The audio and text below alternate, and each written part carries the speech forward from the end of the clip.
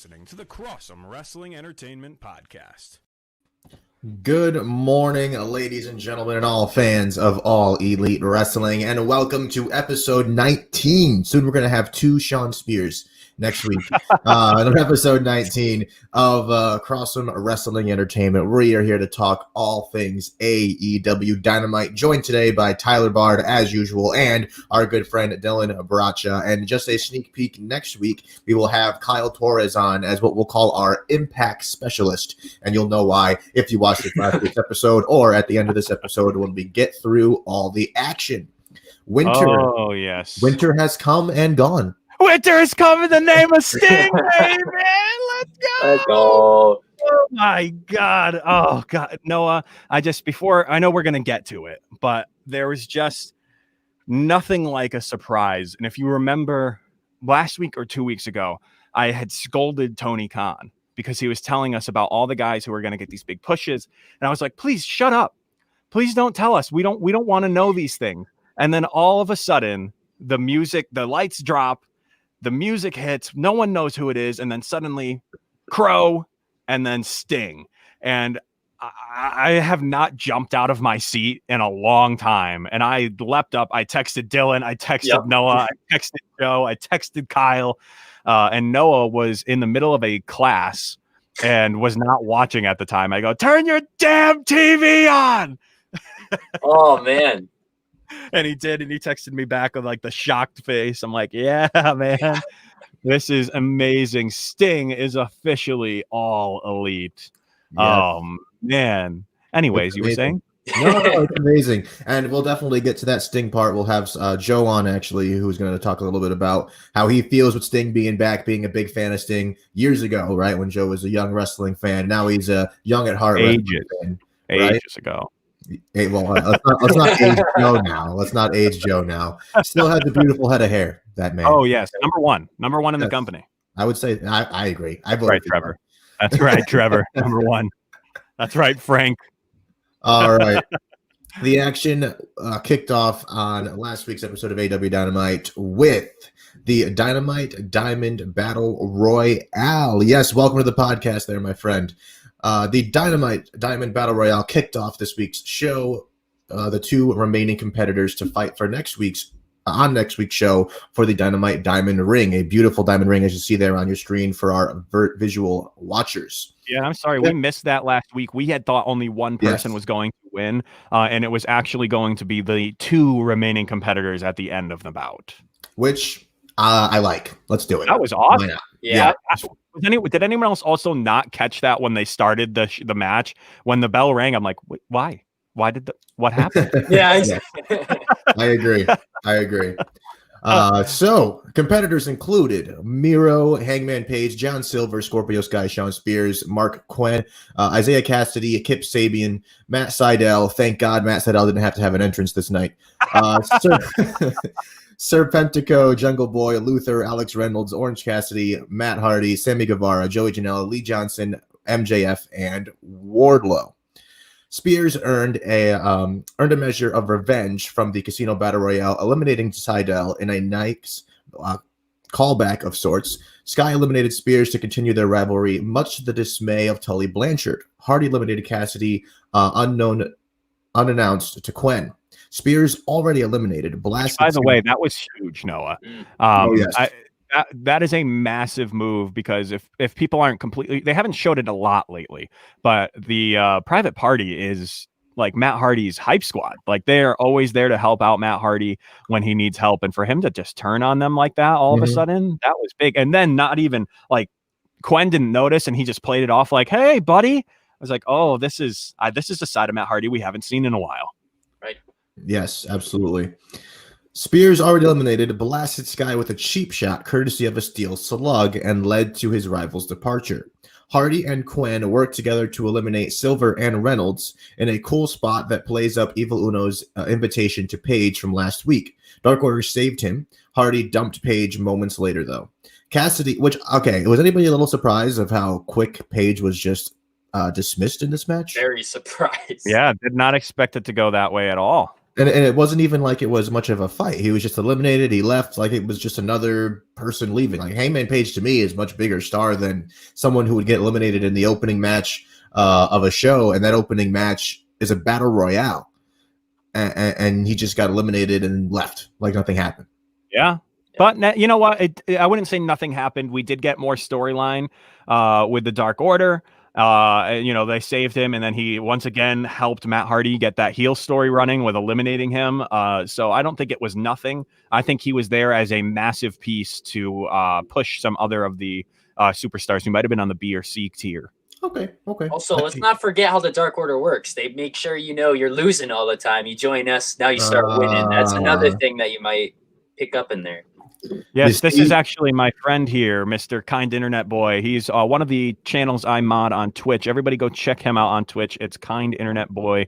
He will have you laughing all night long. So, Julian, feel free to share your next Twitch stream with us. We'll plug it for you. For sure. And back to the action here. Cassidy eliminated Sabian and paid immediately as Miro attacked him on the floor, sending him into the steel post, though neither man had been eliminated. The eliminations of Hardy and Quinn brought the fight to the inner circles: MJF, Wardlow, and Guevara, Miro, and Jungle Boy. The united front of the inner circle dumped the previously unstoppable Bulgarian Brute before setting their sights on Jungle Boy. The Spanish God battled with young Jack Perry until MJF conveniently shoved them to the arena floor. Wardlow warned MJF that Cassidy was never actually eliminated, which this part here was brilliant, like classic heel being like, yay, it's just me and the guy who's going to eliminate, like he's going to let me win. I'm going to get the ring. MJF thinking that Wardlow was just going to take the dive for him if they were the final two. Wardlow's like, nah, brah, like Cassidy's still here. The Heroes brought Fleshly Squeeze back into the match, and Cassidy knocked both men with orange punches, which were flush, by the way. I knew he was going to be disappointed in that. Before dumping Wardlow. The final two combatants in the match, Cassidy and MJF, will meet the next week's show for the $50,000 Dynamite Diamond Ring. I'm excited to see OC take on MJF, the battle of the acronyms here, to see who gets the ring. Tyler, what'd you think of this opening match? Yeah, it was a lot of fun. This definitely started off the night with a bang. There weren't that many, every time there's a battle royal, there's always those little moments where like guys mess up or they botch or they, throw themselves over the top rope. There didn't feel like a lot of that in this, and especially the ending. The ending was really well done with Orange Cassidy. And usually when someone's left on the outside, we're left with that same moment every time where they forget about that guy and he comes in and eliminates someone to win the match behind their backs. Which honestly, I kind of was hoping that was going to happen so he could throw MJF over and my prediction would be correct in Wardlow winning. And let me tell you, when Wardlow got eliminated as the final three, I was like, damn it, they're going to grind me for that one. But yeah, I would honestly, this is not, it's not a 5-star match, but I'd put it in between a 4 and a 5-star. It was very entertaining. Yeah, for sure. Dylan, what'd you think, my friend? I'm a big fan of Battle Royals, period. I like Same here. Literally, yeah, anytime they happen, I'm interested. And the Dynamite Diamond, that's a very fun concept, and I'm hoping it sticks with MJF a little longer. I like the match. I was fun. They teased more storylines. They dug a little deeper with Matt Hardy and all them. I think it's going to be very fun to see where they go with this. Yeah, absolutely. And I agree. It was a fun match. It wasn't the best, but it was a great way to open the show. I like who won. I like the fact that we're going to get Orange Cassidy and MJF. I think MJF takes himself very seriously, and Orange Cassidy doesn't. So that's going to be fun to see those two personalities clashing. Let's quickly speed round. Who's winning that match, MJF or OC? Dylan. MJF. Tyler. Yeah, MJF. All right, screw it. I'm going OC. Gotta go with my guy. I think it would just be funny as hell if Orange Cassidy won that, because it really makes zero sense for him to have that ring.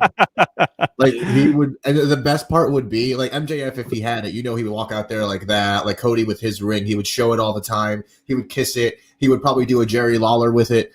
He would probably hand it off to Wardlow to protect in some special box. And damn well, if OC had that, he would have the ring on and his hands would be in his pockets and you would never see it. Like they would talk about it. Like hopefully they would show like a bulge, like where it would be. And, like I could just picture OC with that, just being the biggest troll and it would be amazing. So either way, I think it'll be very entertaining. I kind of want him to win. Right? Wouldn't that be amazing though? Like he has it, and they're like, "Oh, see, you run the ring." He's like, "Oh, this," and he just puts his hand back in his pocket. Like, who cares? Like, it would just be funny. Like you would never see it. But jumping into our next bout here. Hold on, Tyler. Before you do that, I do have something on. Oh, what? You didn't tell me. I have my Air shirt here as Jericho and Kazarian, two veterans, have this match here. And last week. That's all right. We'll try to get together on shirts one day here. And I'll let Tyler take this away here for these two veterans. Yeah, veterans is an understatement. They're, as we could allude to this word a few times tonight, icons, some would say. It was a match that I was kind of looking forward to. They had never met one-on-one in their entire career. So very much looking forward to this. So as I said, it was the first time in their storied careers that SCU's Frankie Kazarian and Le Champion Chris Jericho would battle in singles competition. The quicker, confident Kazarian took the fight to Jericho early, dropping a leg across his chest on the ring apron. The veteran babyface blasted Ortiz, but Jake Hager provided just enough of a distraction to allow the demo god to deliver a code breaker early. I was like, oh no, are they gonna put him away like this? But thankfully that wasn't the case. Jericho went on to dominate throughout the commercial break, working over the torso of his opponents, while Ortiz taunted Kazarian from the floor. Back from the time out, Kazarian got his knees up and delivered another leg drop for 2 this time. Kazarian broke out of a flux capacitor for a near fall, both frustrated and firing the babyface up. He applied Jericho's own walls of Jericho, even though, some people are saying, well, it's not the walls unless Jericho does it. But I think, yeah, for the purpose of it being a Jericho match, it was the walls of Jericho. So it led to Ortiz attempting to break up, where Hager ordered him back as the Inner Circle continued to exhibit their disarray. MJF and Wardlow would arrive on the scene coming down the ramp. The former, meaning MJF, was threatening to throw in the towel. Sammy Guevara, however, prevented it, but Jericho saw Sammy holding that towel and nearly fell prey to consecutive roll-ups from Kazarian. A last-second Judas effect allowed Le Champion to emerge victorious after a hard-fought victory. After the match, though, this is where it got interesting. Guevara and MJF nearly came to blows. Jericho grabbed the mic and laid down an ultimatum that the group has 7 days to decide whether they would stay together or break up forever.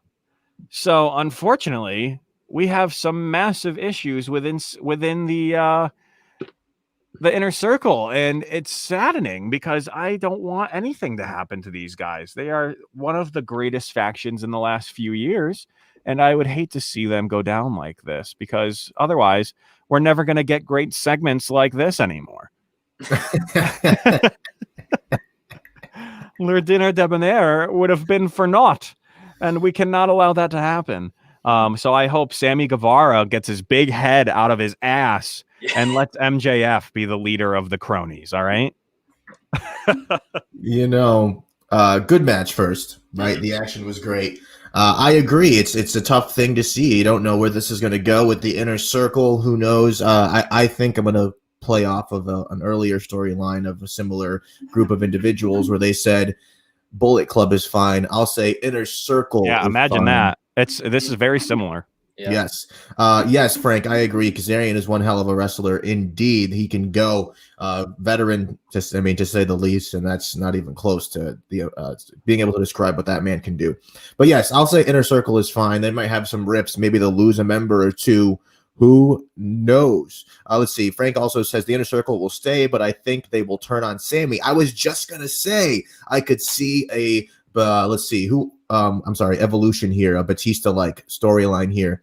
Or a thumbs down on Orton, something like that. Thank you. An Orton-like thumbs down on Orton storyline here, where Sammy gets the turn and they cast him to the side, and Sammy now has to fight his way back to find his spot in AEW. I could see that. I'd love that. Good call there, Frank. Dylan, what'd you think of this one? First of all, to touch on what Frank said, I forgot how good Kazarian was on his own. He is very talented. Like, I'm so used to seeing him in tag matches that he put on a match there with Jericho. So I mean, it was a great match. I enjoyed it. One thing I do want to say about the Inner Circle is I feel like very rushed to have all of these problems. Like last week, they worked pretty well together. Now this week, they're like kind of more in like the deeper end there. I think we could have done this for a few weeks and then had like an ultimatum type thing. I can't see the inner circle ending this fast. That's my fear. That's way too soon. That's way too soon. I think the direction for any of these guys besides Jericho would be absolutely just lost. Like, what are you going to do with any of them? Like Jake Hager, what's he going to do on his own right now?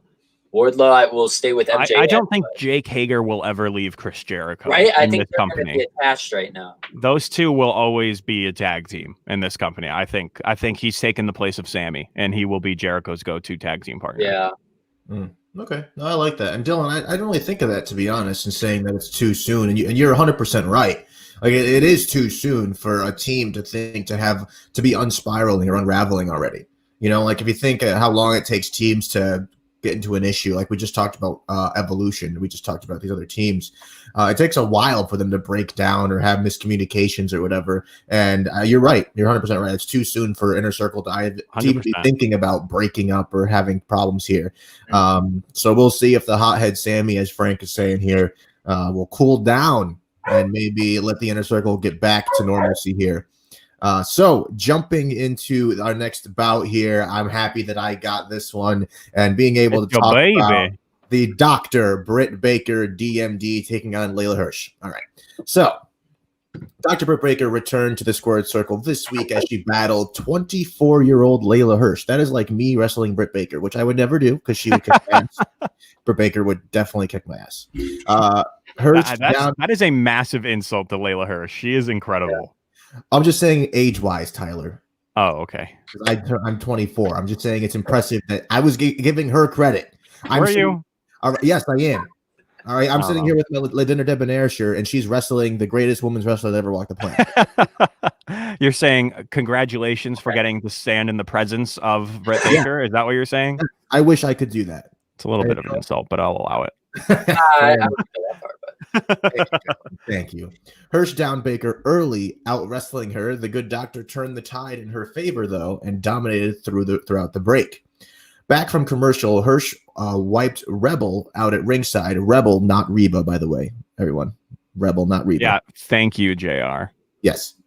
After Baker pulled her bestie in the way, and wait, by the way, on that note of Rebel, not Reba, did you guys see as they were walking out, as Baker was walking out with Rebel to the ring, a little moniker there that has the names on it said Rebel, not Reba? That's incredible. No, I did not. Their Titantron guy has been very funny. He has messed up a few different names and owned up to it the next week on Dynamite. Like he literally, like how you couldn't for the first few weeks say Hikaru Shida, he wrote Hiraku 1 week by accident, and he literally like put it in quotes the next week. Hikaru, he's like, I guess if that's your real name. that guy deserves a lot of credit for everything. He's like, I may screw up, but I'm gonna take it and run with it. The Hangman Page stuff has been by far my favorite. Yeah, they're doing a good job. Definitely. The cowboy, millennial cowboy. Yeah. The Titantron guy put Rebel, not Reba, there on the name tag, which was obviously hilarious. Baker delivered a sling blade on the floor, survived an armbar, and looked for the lockjaw. Hirsch escaped that submission attempt and looked for the armbar again. Baker fought out, but ate a pump knee to the face. Hirsch scaled the ropes after momentarily selling her back, where Rebel, not Reba, hopped up on the apron, provided a momentary distraction, and allowed the ultimate opportunist genius, Britt Baker, to drive her opponent into the middle turnbuckle. A fisherman neckbreaker gave way to the lockjaw, and Baker scored the win. Baker, trying to put a little bit more hurt onto that victory, was keeping that submission on when Thunder Rosa hit the ring and attacked Baker. A brawl would break out, the budding rivals unloading on each other until coaches and AEW officials finally restored some semblance of order. Oh my gosh. Yeah, once again. Something I don't understand about AEW is their use of the referees, because sometimes they allow the brawls sometimes they're like, get the refs. So maybe a little consistency here would be appreciated, and maybe don't send the refs, send the locker room to break it up. I would prefer better, but overall, this match was also pretty good. They both were pretty decent in the ring. Yeah.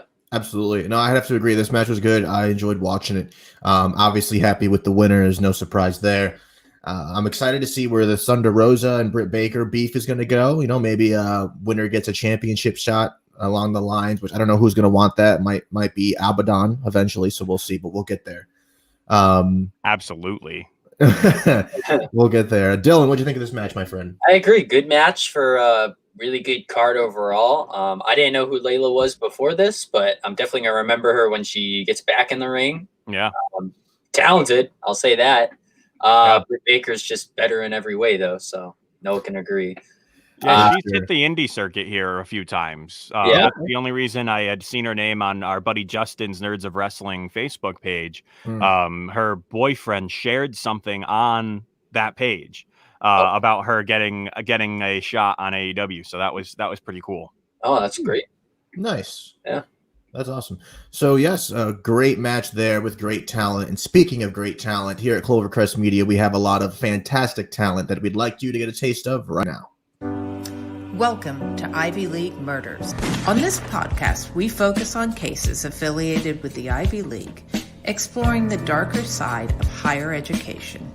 What happens when genius becomes evil? My name is Sarah Alcorn. I'm a Harvard graduate, and I've been a private investigator since 1999. Join me and longtime crime diva Laura McDonald for Ivy League Murders. I would just like to point out that a few weeks ago, Jace said that Mac Jones was garbage. Hurry up here for Alabama. Play action. Mac Jones wants it all. Long ball, man there. Got him. Mechie, touchdown. I'm not sold on Mac Jones. In the red zone, Alabama with 3 minutes and change remaining in the half. Jones fires to the corner. Devontae Smith. Touchdown, Alabama.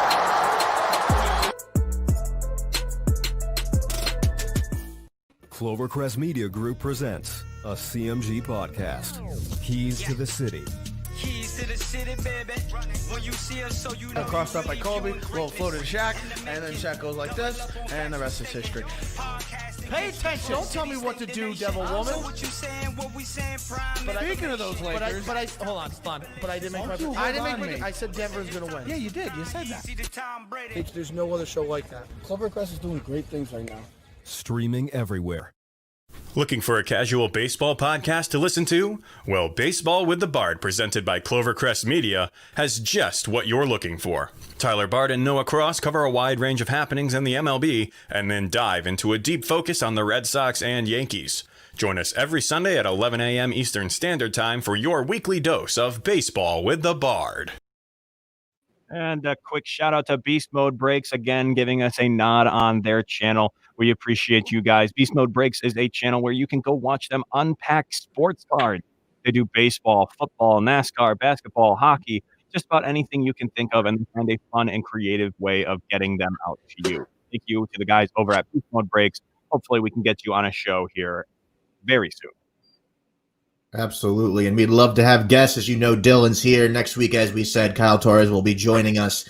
And with that being said, Tyler, take us away for this tag team action. Gladly, Mr. Cross. I will happily take this match. This was a match I was looking forward to even before knowing what was going to be coming after the match concluded. So we had Cody Rhodes and Darby Allin versus Ricky Starks and the newly dubbed Powerhouse Hobbs. And although I wrote Hibbs here in the script, my bad. I don't know why I went and exposed myself like that. That was completely unnecessary. Will Hobbs, if that is your real name. Yeah. What is your name? All right. So yeah, this was another one I was really looking forward to. I don't know about you guys, but I was really thinking that Ricky Starks was going to get his ass beat going into this match. But as we'll see, maybe that wasn't exactly the case. So the months-long rivalry between Darby and Team Taz wrote its latest chapter Wednesday as the TNT champion teamed with Cody to battle Powerhouse Hobbs and Ricky Starks. Rhodes and Allen isolated Starks, like we predicted, working him over and cutting the ring off from the dominant Hobbs. The babyfaces controlled throughout the commercial timeout and continued to wear down and blind chase Allen. Oh, I'm sorry. And a blind chase by Allen led him right into the massive lariat clothesline by Hobbs, which finally gave Team Heel a bit of an edge. The big man sent the champion into the guardrail, then teed off on the much smaller competitor as he tagged into the match for the first time. Hobbs and Starks worked over the core of Allen, looking to drive the fight out of him. Allen finally made the hot tag to Rhodes, who exploded into this match, taking the fight to both of the opponents. The American Nightmare launched himself off the top rope with the Cody Cutter to Starks, but not before Allen tagged himself into the match. Rhodes delivered a tope suicida to Hobbs, and Allen finished Starks with the coffin drop for the win. So it did go as we predicted, but for a minute there, it looked like Hobbs and Starks might actually once again upset these two faces of AEW.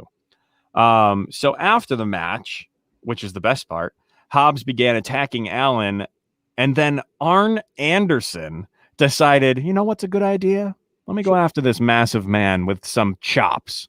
Didn't ever work out well for Arn. He ended up getting attacked as well. But Dustin Rhodes came down to try and make the save until Brian Cage would come down and also start attacking. Team Taz started to stand tall over the babyfaces. They teased hitting Rhodes with the FTW Championship until this happened. Boom. Boom. The lights went out. Everyone stood still. The snow began to fall, the Titantron played, and suddenly Sting came across the massive screen at Daly's place, and out came the Icon, who is now all elite. This was an incredible moment. He came down to the ring. He went face-to-face with Arn. He went in reverse order of age. He went to Arn, and then he went to Dustin. He got face-to-face with Cody, and then he slowly walked across the ring and got face-to-face with the face of TNT, Darby Allin, and got a cold stare down going with him. This was the moment for me that gave me the most chills, because my prediction is that Sting just ain't here to be a mentor. He says, oh, you're the face of TNT? Are you sure about that? And he's going to come in and challenge for one more match to end in TNT where he belongs, and get that belt, or try to get that belt from Darby Allin. And then he just walked back up the ramp. He nodded his approval to Allin and the Rhodes brothers, and then headed back up the ramp amid the falling snow, where he would disappear. And we got the announcement that he would be back again next week. Wow. I was absolutely losing my mind when this happened. And I don't know if Joe is with us yet. I haven't seen him. He was going to come on and join us, but I haven't seen him yet. I can send him a message if you'd like. So, Noah, how were you feeling when you got to watch this segment? Dude, it was shocking. As Tyler, as you said before, I was in a class and you texted me like, Noah, are you seeing this? And I said, I'm in class. I'll watch it after. And you said, Noah, turn on your television now. And I was like, all right.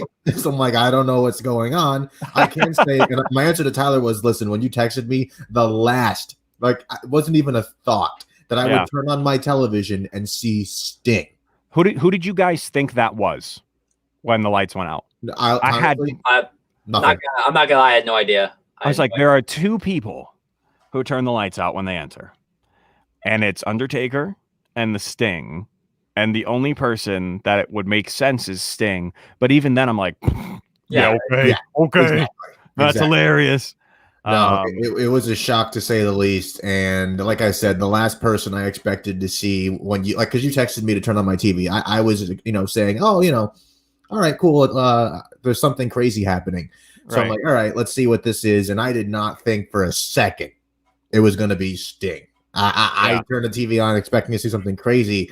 Not that crazy, for sure. Gotcha. Dylan, what do you think? Dude? Yeah, I was just gonna say that.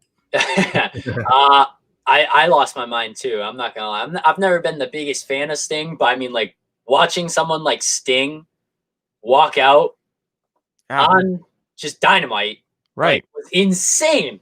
And you texted me. I was literally just about to text you too. I was literally in the same moment. We were losing our minds.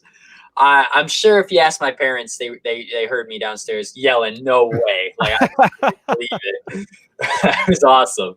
Dylan, do you agree with this sentiment that Sting should stay retired from Frank from the Hard Hitting Wrestling Show? You see, Sting should probably, in all honesty, because we watched The Undertaker go on a little too long. If you watch some of his matches, I'm so happy one of his a little too relevant for the people was in Saudi Arabia. Like, thank God. They totally appreciated it. Oh, that was great. But let's also notice Sting came out in his gear. Like, you don't just come out in your gear. You're not like teasing that. So, and I mean, Tony Khan said it's a multi-year deal. So Sting's 2 years. 2 years. That's a long time. More than one. That is multi. Yeah. I wouldn't be surprised if we see a few matches. Should he? I don't know, but I wouldn't be surprised. I mean, maybe even who's to say that they don't just take a cinematic match route? Exactly. Sure. Why not? Why Something not? that he doesn't have to go absolutely insane. Right. Exactly. Because can Sting still go? I don't know. If we don't get Sting rappelling in from the rafters somewhere, I'll be pretty upset. Like, he needs to do that one more time where he can just let out his howl from the top of the stadium and come flying in. And then I hope he stays. Now, Frank, to address this, Frank saying Sting should stay retired. I understand what you're saying. All of these old wrestlers, we fear for their health and safety. And for that reason, yes, Sting should not. He's 61, guys. Yeah. 61 years old. When he debuted back in WWE, he was 55. So massive age gap between him and a lot of these other guys.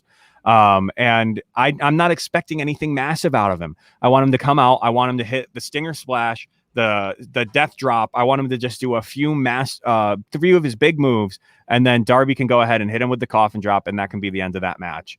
It doesn't have to be anything great, and that's what I mean here. I don't think Sting can go a 30-minute match. Neither do I. I think it should be a 10-minute match. It should be mid-card, and that we shouldn't see this as the final thing because we don't want Sting to be the marquee guy. There he is, Mr. Joe. Mr. Joe Aguirre Mr. Joe has and his joined beautiful us. head of hair, ladies and gentlemen. Yes, the best hair in Clovercrest Media. Look at him with he's got his back. Let me tell you something. Look at this mark over here. Look at this. I'm kidding. Careful, I'm here. Yeah. He can hurt me. So I didn't. Tyler texted me and told me this, so I knew what happened. And then he came over today, and I watched the video, and I literally was in tears. It was amazing to see Sting. Even at 61 years old. I mean, I think it legitimizes AEW. Or I told 100%. You before, Chris Jericho being there, it was so important just for legitimacy, I feel like. And to have a legend like Sting put his legacy on the line and kind of go all in on the idea that AEW is for real. I think this is that. This will make me pay a lot more attention. Might even watch. Yeah, good.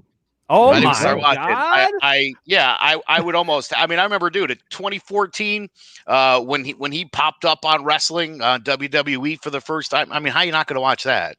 Right. Exactly. Growing up, dude, when he was the face of WCW as opposed to Hulk Hogan. Hulk Hogan was a bigger mainstream star, but as a WWE fan growing up, to see that guy as their franchise as opposed to, I mean, let's be honest, Hulk Hogan was corny. I mean, Hulk Hogan came at the right time to pull that shtick off because Sting was the far superior character and wrestler and, amazing though. Literally, I had chills instantly when he came out and started walking around the ring, dude. Tears in my eyes, Tyler. Tell him. It's true. Every time I watch it, I get chills, and Joe is like literally like over here, just like right up on top of it watching. He was so into it, and just that last moment with Darby we both had the same reaction. That was just so cool because Darby has that half face paint, which you could argue is Sting inspired. And JR made the comment that he could have been a little Stinger back in the day. And I think he definitely was. I just, every time I talk about it, I just get chills. It's such a cool moment. And no, Frank, you don't have the best hair. The champion is sitting right next to me. I'm sorry. The polls have spoken. We've stopped the count. We will not have a recount. Yes, this is not a rigged election whatsoever. Joe won the best hair. That's just how it goes. So yes, it's definitely exciting. The Stinger is back. We'll have to call Joe on whenever Sting has something going on, has a match, has a segment, which he will have next Wednesday. So maybe we'll have Joe on again next week. A nice packed show there. But hey, Joe, thank you for coming on, talking to us about how you feel about Sting. Anything you want to say before you head out? Yeah, well, thanks for having me on. I appreciate the chance to talk about Sting again. I'm going to watch this week. I'll definitely watch and see what's going on. It's piqued my interest enough now that I think it's time to maybe take AEW more seriously. I just wish they wouldn't be such dicks about us reaching out about using their video. We just want to share your videos, AEW. You're trying to make the AEW better with Sting, and we're trying to help you make the AEW better with Sting. So we're gonna make AEW great again. No. Sorry. Sorry. All right, thank you. Oh, see how peaceful, ladies and gentlemen.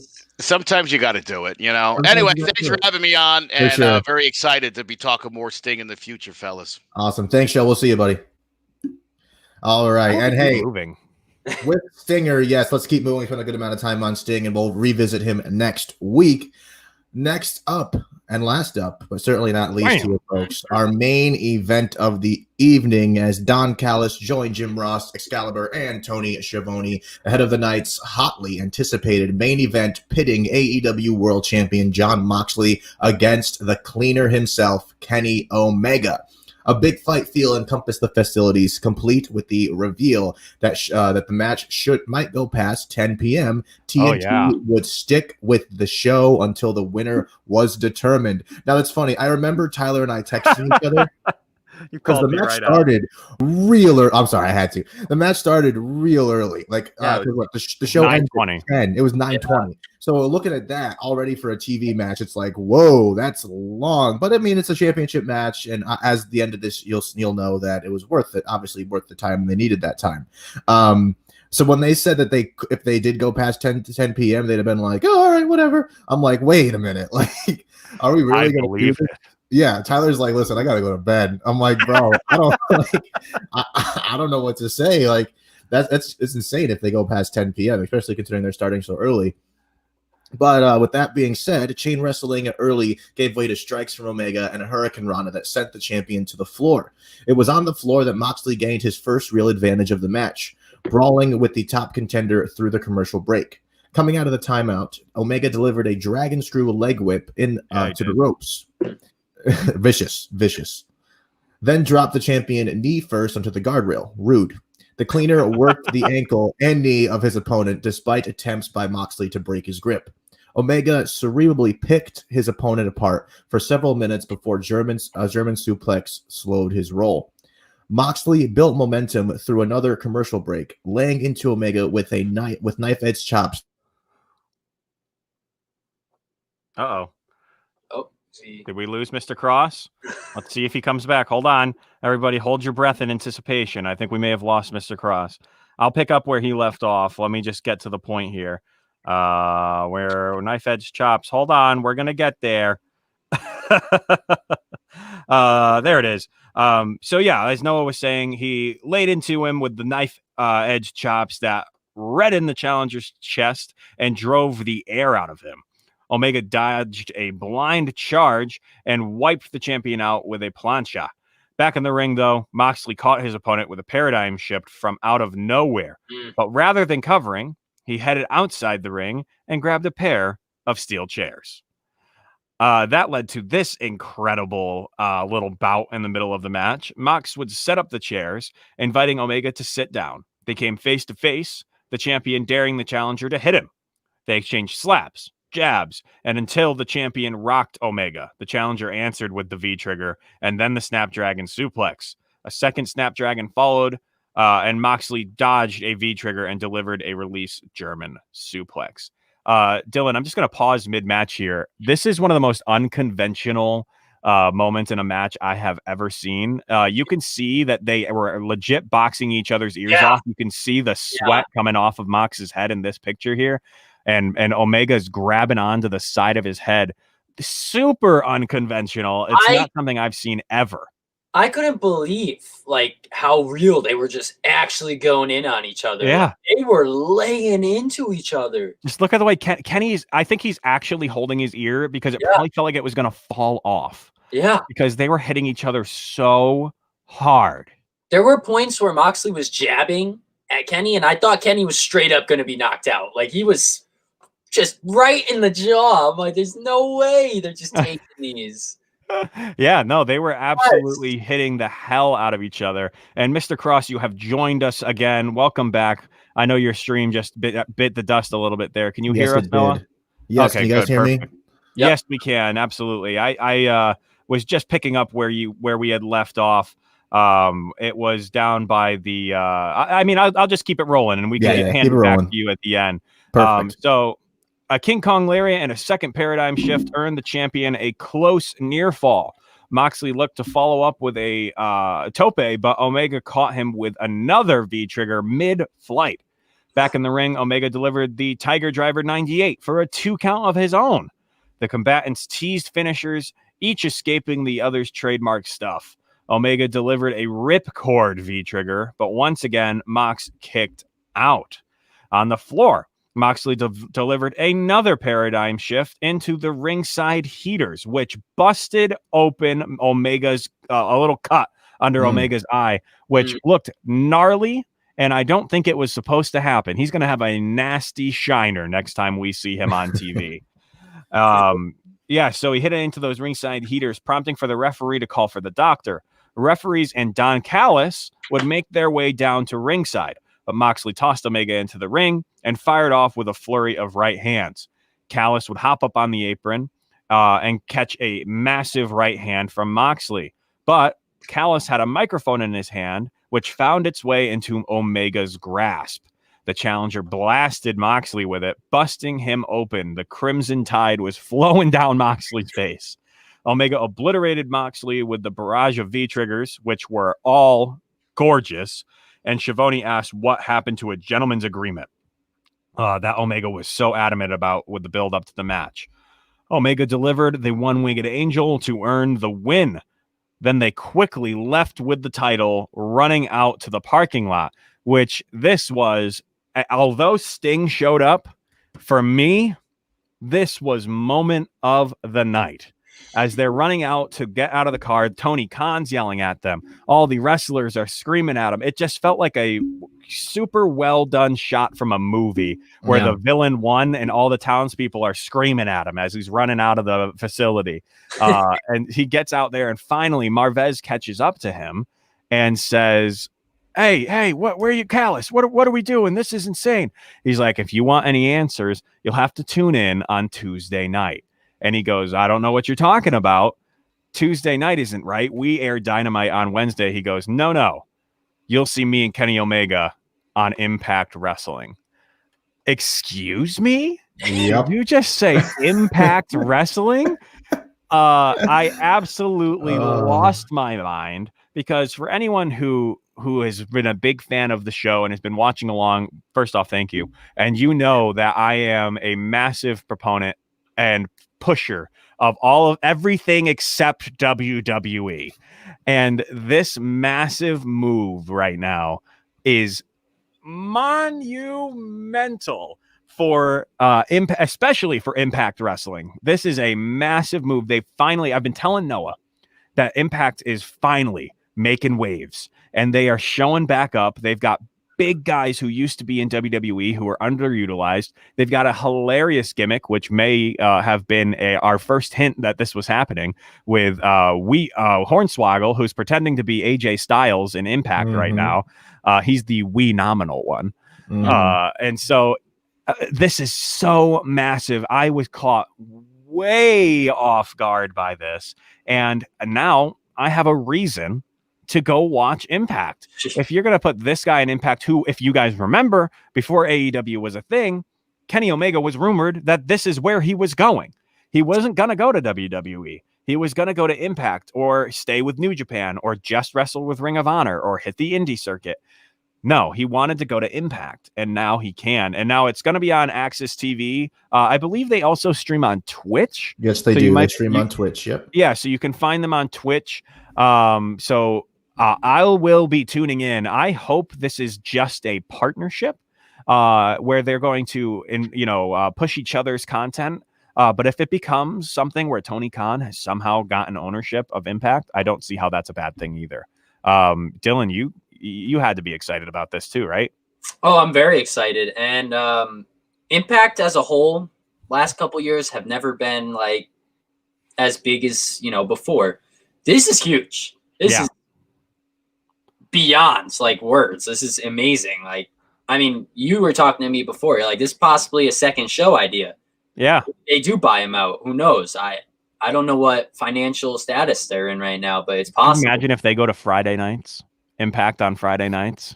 But Impact is just the name of the show because it's owned by AEW. Right. So, yeah.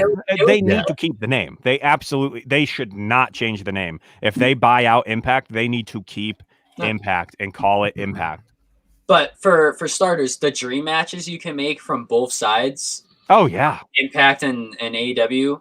Like the Young Bucks and the Good Brothers. The Good Brothers. Like, what a tag match that would be. Like, that's just one that pops into my mind. Sami Callihan and Jon Moxley. What a death match they have. Right? Like, I would love it. So, that, like, whatever this brings, it's only good news from here. Like, I really don't see any downside to what's going to happen Tuesday. For sure. Yeah, I'm excited to see what happens. For the first time ever, I will be turning on Impact, possibly turning on Impact on Tuesday. We'll see where it goes. I do have a TV in my office here, so I don't like this possibly. Well, I have class Tuesday night, so we'll see. Brutal. Put the TV on mute. Yeah. Yes, that's what we'll do. Wrestling, school. Yeah. That's how it works.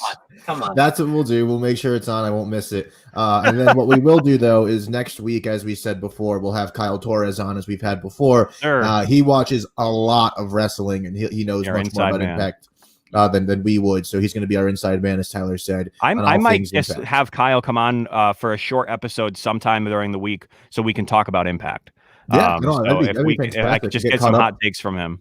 Yeah, I think that would be good to just get caught up on the week, to be honest, or like the previous week. So that way, whoever does tune into Impact, maybe they haven't watched like we have. We haven't watched for the last month or ever.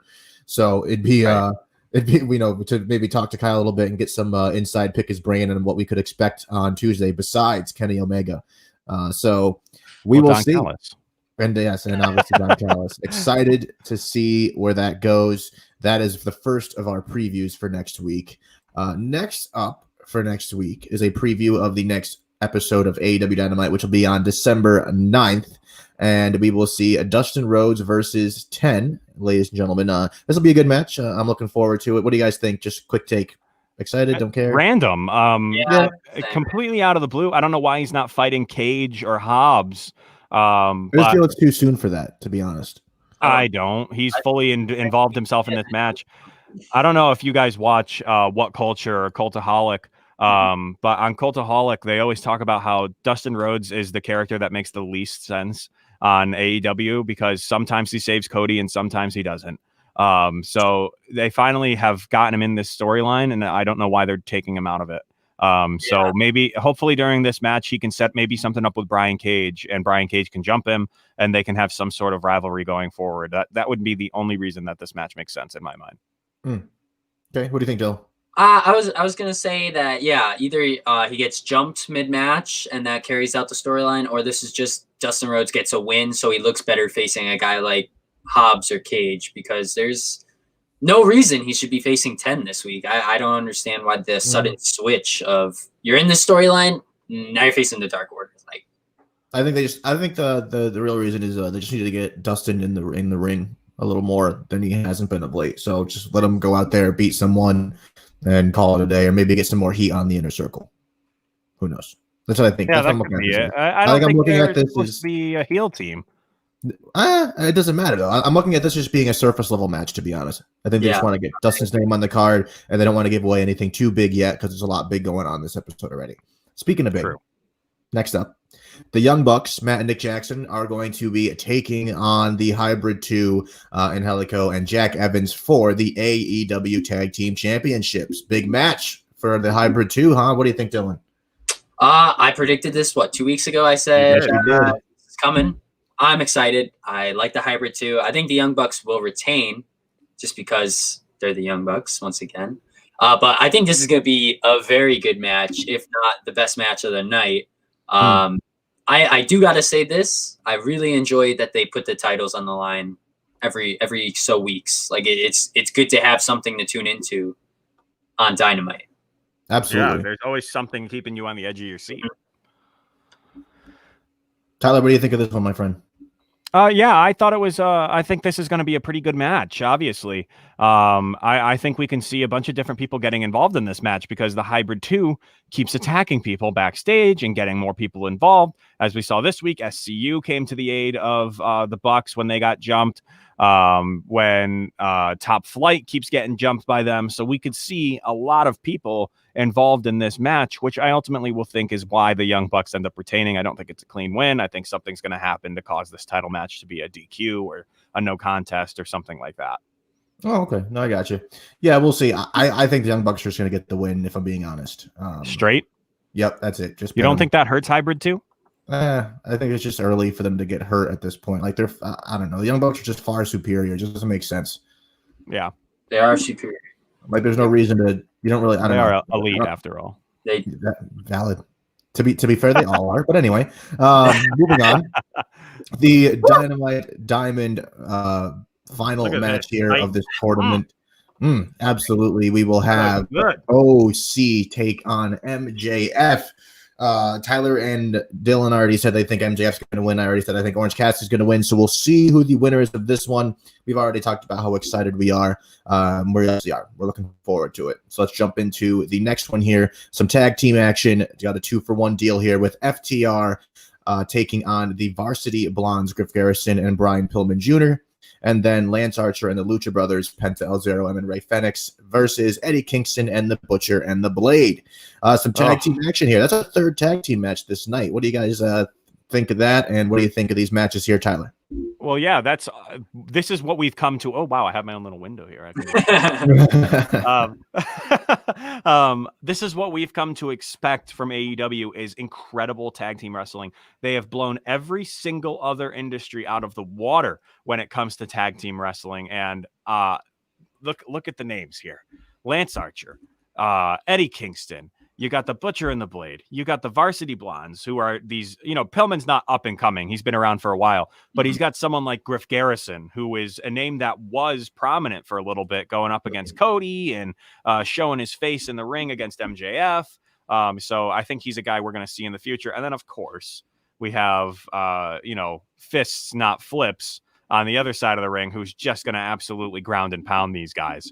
But all around, the people I'm looking most forward to seeing are Eddie Kingston with the Butcher, the Blade, and the Bunny, because at the end of the broadcast, before it could cut, Eddie Kingston came sprinting out to the table and called out Lance Archer and said, "I ain't waiting for next week. Get your ass out here right now."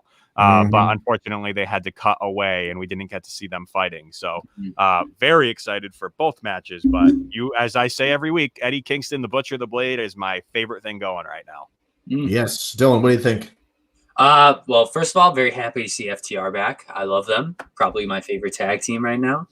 They're going to, I wouldn't say squash, but they're going to definitely win this match. Yeah. Is this going to be the main event, you think, the 6-man tag? Or do you think that'll be probably MJF? Yeah. Okay. Yeah, I can see that main eventing. Yeah, I can definitely see. They've definitely kept this storyline in the main event. I'm happy Lance Archer's back in the fold with something because they usually just push him off when he's on a title hunt. This is going to be a fun match. I don't know who to pick to win. I'd imagine Eddie Kingston's team wins, if I'm being honest here. Yeah. I'd have to agree, to be honest. I can't pick a winner in that Ray. 6-man tag either. Yeah, it's going to be very close matchup. I think Ray can afford to take the pinfall in that match over anyone else. So I think that makes the most sense. Yeah, I could see it. One thing before we get to this part here is Abaddon will be in action next week. I saw a notification today that she'll be in action, so look forward to that. I don't know what she's doing, but we'll see what she has in store. And they also said that we will get to see, who knows what his capacity will be. Is he going to fight? Is he going to have an interview?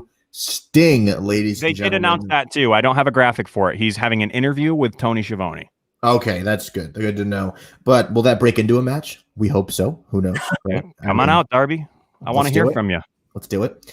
So yes, we'll get to hear from Sting, his reasons for coming back, what he's thinking, and maybe what is in store for him. And don't forget to look forward to Impact on Tuesday night. So wrestling filled a week here with Impact on Tuesday, AEW on Wednesday, and then maybe that would leave us, Tyler, Thursday or Friday, maybe, to maybe get an episode of what Impact is or something along those lines? Yeah, I might just go live on the page.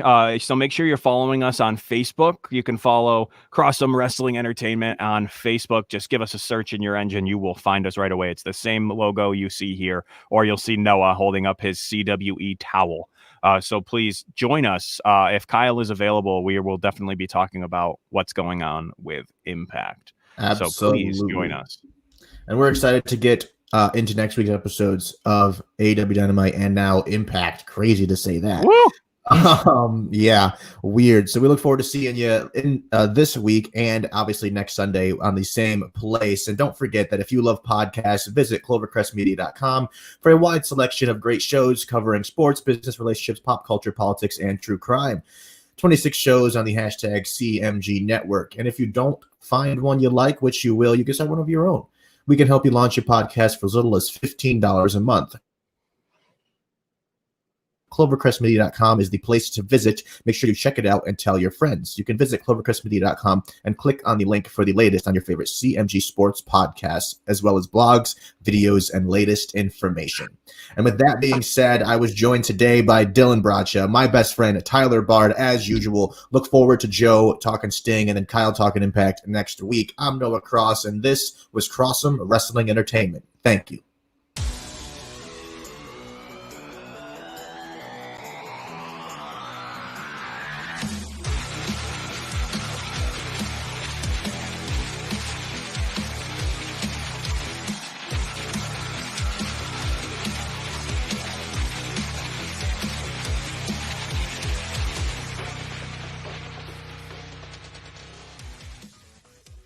You're listening to the Crossum Wrestling Entertainment Podcast.